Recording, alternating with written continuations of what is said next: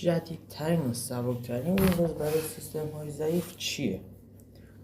ویندوز 11 یکی از جدیدترین ولی خب سنگینه، اما یکی از بهترین گزینه ها ویندوز تاین 11 و همون حداقل رم مورد نیازش 2 گیگابایت DDR1، حجم دانلودش 3 و 4 گیگابایت، حجم پس از نصبش 9 گیگابایت، پردازنده مورد نیازش 2 هسته‌ایه، خودش مایکروسافت استور رو میاره، اکانت مایکروسافتتون رو میاره، گرافیک خاصی هم نمیخواد، 256 مگابایت DDR2 هم خوبه، کافیه براش و برای ماشین های مجازی هم خیلی مناسبه چون یکی از سبکترین هست. روونترین حالت اجرایی که ما تست کردیم روی 6 گیگابایت DDR3 بود، حجم دانلودی که همونه، حجم پس از نصب هم همونه، پردازنده مورد نیازش 2 هسته با مموری 64 بیت و ما رو رایزن یا کور اینتل استفاده کردیم. قابلیتش هم همونه، فرق خاصی نداره. گرافیکش هم ما 1 گیگابایت DDR4 داشتیم یا 256 مگابایت اینتگریتد هم خیلی خوبه. البته که تاین 11 یه نسخه کوچکتر و سبکتر از سیستم عامل ویندوز 11 نیاز برای استفاده در دستگاه و منابع سخت افزاری محدود مثل لپتاپ های قدیمی یا دستگاه های IoT طراحی شده. ویندوز تاین 11 با حذف ویژگی های غیر ضروری و بهینه‌سازی عملکرد اندازه خودش رو تا 90% نسبت به ویندوز 11 اصلی کاهش شده. به خاطر همینه که با دستگاه‌هایی با حداقل 2 گیگابایت رم و 9 گیگابایت فضای ذخیره‌سازی قابل اجرا. همین قابلیت‌های جدید داره مثل منوی استارت، مرکز اعلانات و تسک‌بار لایو.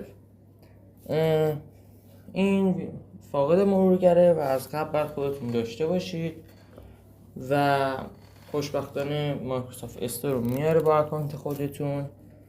یه سری از ویژگی‌های کلیدی ویندوز اندازه کوچکتر و سبکتری داره و آپدیت هم نمیشه. پشتیبانی از دستگاه قدیمی یکی از نکات مثبتشه چون برای استفاده در دستگاه‌های با حداقل 2 گیگابایت رم و 9 گیگابایت فضای ذخیره‌سازی تنظیم شده و همون قابلیت‌های ویندوز 11 رو داره. این نسخه توسط یک توسعه دهنده مستقل به نام آنختچ ساخته شده و در سایت archive.org منتشر شده. محدودیت TPM، سکیور بوت و رم و نیاز به اینترنت نظام NAS غیر فعال شده. امکان دریافت آپدیت ویندوز ها رو نداره و این نکته مهمه. ما روی 4 گیگ رم DDR2 اینتل کور 2 و یک گرافیک 256 مگابایتی انویدیا قراره تستش بکنیم. پس بریم که روی سیستم زغالیمون نصبش کنیم.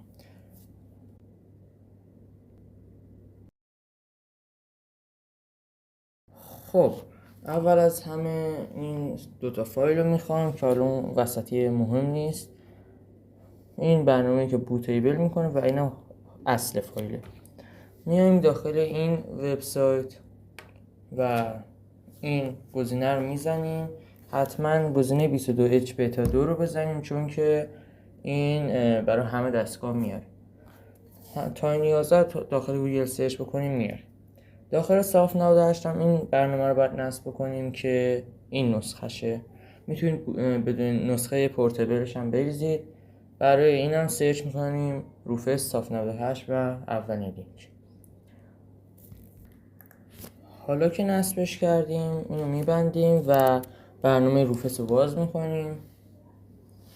وقتی که باز کردیم یس رو میزنیم و اینجا فلش هم رو انتخاب میکنیم. این فایلی که دانلود کردیم رو میزنیم، اینو میذاریم روی MBR سیستم قدیمیه. اینجا ردی رو میزنیم و این تیکا رو روشن میکنیم. خب حالا دوباره اوکی میزنیم و منتظر میمونیم تا این کار خودش رو انجام بده.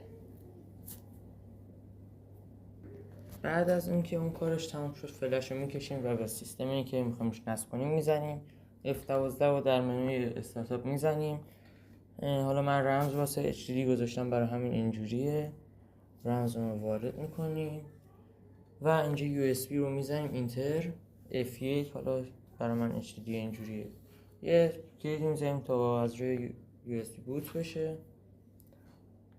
و بله همونجور که میبینید لوگوی ویندوز 11 اومد. یعنی یه مقدار باید صبر بکنیم اینجا تا ادامه کار رو انجام بده، چون که این یه ویندوزیه که برای سیستم قدیمیه، لودش یه مقدار شاید طول بکشه روی HDD که من دارم.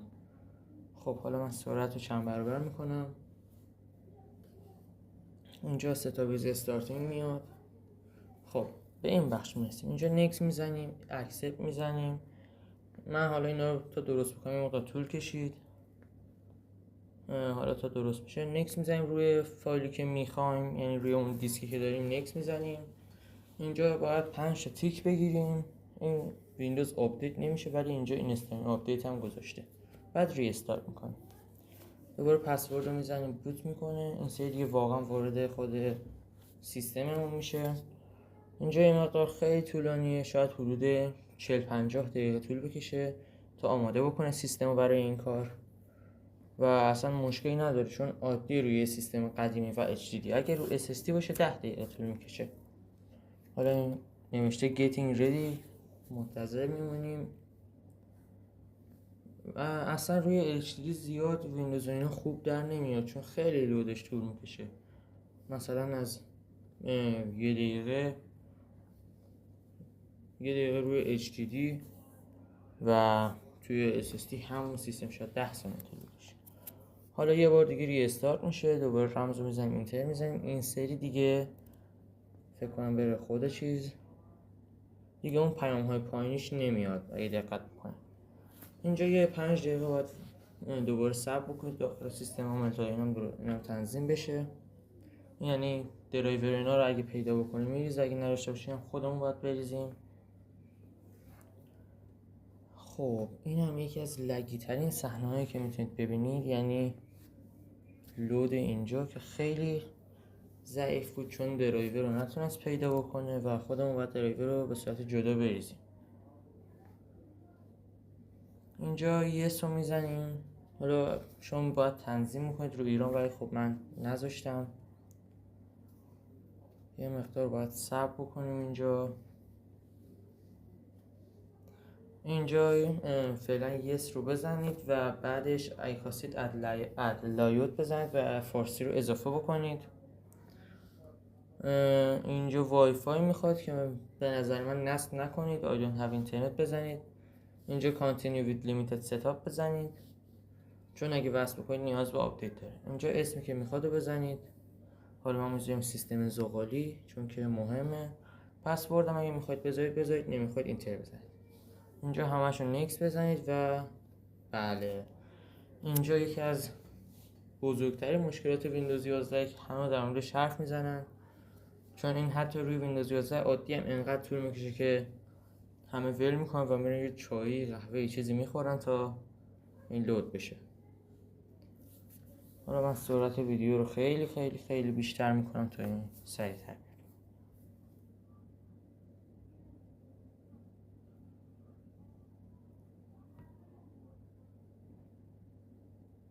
خب همونجوری که میبینید اومد و سرعت رو کم بکنم. خب همونطور که میبینید خیلی روونه و این سیستم داره به راحتی میکشتش.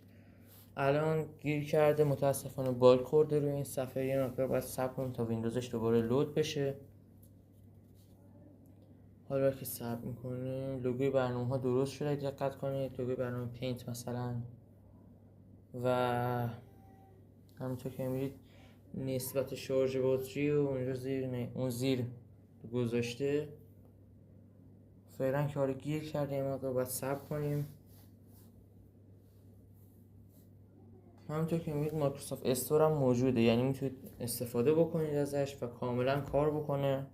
باید یه مایکروسافت اکانت داشته باشید تا بتونید ازش استفاده بکنید. و اولین کاری که میکنید برید یه مرورگر بریزید در مایکروسافت استور، چون خیلی چیز مهمی. یا رو گوشیتون فایلاشو بریزید و با فلش انتقال بدید. و جالبیتش اینجاست که توی تاینی 11 پارتیشن هیچ محدودیتی نداری، هر چقدر دیسک بخوای میتونی اضافه بکنی. یعنی حدود 4-5 تا رو میشه، اما داخل تاینی 10 نمیتونی 4-5 تا اضافه بکنی، فقط 2-3 تا پارتیشن میتونی داشته باشی. هنوز این باگو داره. من الان دارم دکمه ویندوز رو میزنم اما فایده نداره.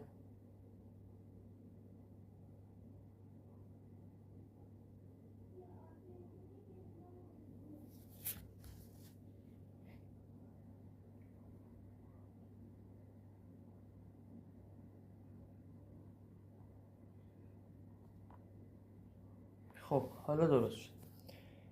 همینطور که میبینید خیلی روونه و مشکل نداره. همین الان درایور روش نصب نیست، پس بریم درایوراشو نصب بکنیم. همونطور که میبینید الان خیلی تصمیم نسبت ایناش اشتباهه، یه خورده ناروونه به خاطر اینکه درایور روش نصب نیست. همونطور که میبینید 4 گیگ رم.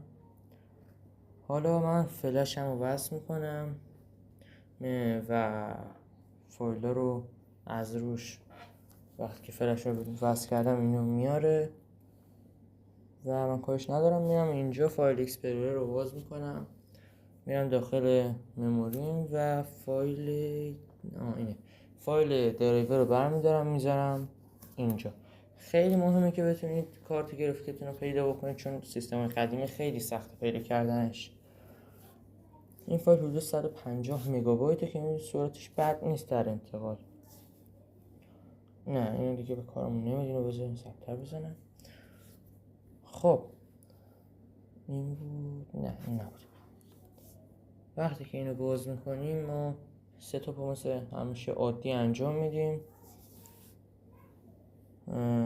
وقتی که یه اینجا باید بزنیم قاعدتا. خیلی مهمه این که درایور بریزیم و شاید واسهتون عجیب باشه، اما درایورهای ویندوز 10 و برنامه‌های ویندوز 10 64 بیت هم میتونیم روی تاینی 11 بریزیم.